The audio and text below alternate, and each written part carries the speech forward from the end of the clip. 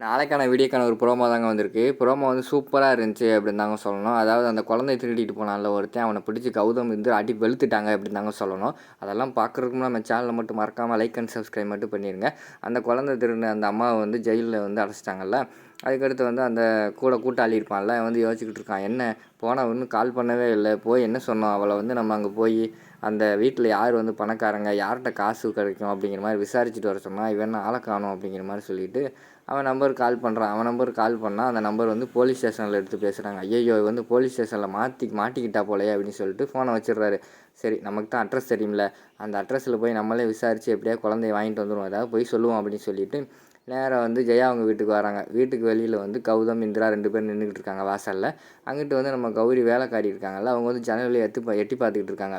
யார் இந்த ஒரு ஆள் நம்ம வீட்டுக்கு வராரு அப்படின்னு சொல்லிட்டு அவங்க பார்க்குறாங்க. இங்கிட்டு கௌதம், இந்திரா வந்து யார் இவர் புதுசாக இருக்காங்களே நம்ம வீட்டுக்கு வராரு அப்படின்னு சொல்லிட்டு அவங்களும் யோசிச்சுக்கிட்டு இருக்கிற மாதிரி காட்டிக்கிட்டு இருக்காங்க. அந்த இடத்துல வந்து அந்த குழந்தை திருநாளில் வந்து வரான். வந்துட்டு நம்ம கௌதம், இந்திரா கிட்ட கேட்குறாங்க, சார் இது ஜெயா அவங்க வீடு தானே அப்படிங்கிற மாதிரி கேட்காங்க.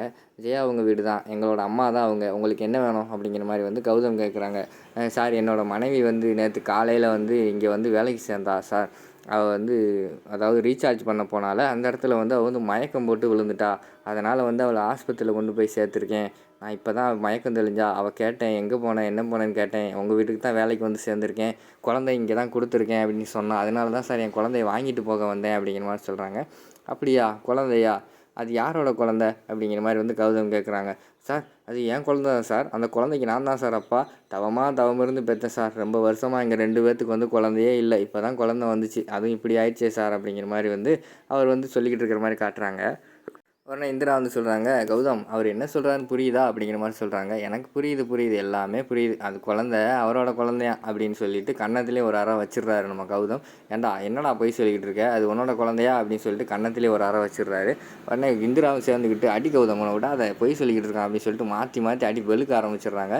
இவங்க அந்த குழந்தை திருநர் வந்து அழிச்சிக்கிட்டு இருக்காங்க. அந்த சைடு பார்த்தா நம்ம கௌரி வந்து என்ன சம்மந்தம் இல்லாமல் குழந்தையோட அப்பா பிடிச்சி இவர் அடிச்சுக்கிட்டு இருக்காங்களே அப்படின்னு சொல்லிட்டு அவங்க கௌரி எங்கிட்ட யோசிச்சுக்கிட்டு இருக்கிற மாதிரி காட்டிக்கிட்டு இருக்காங்க.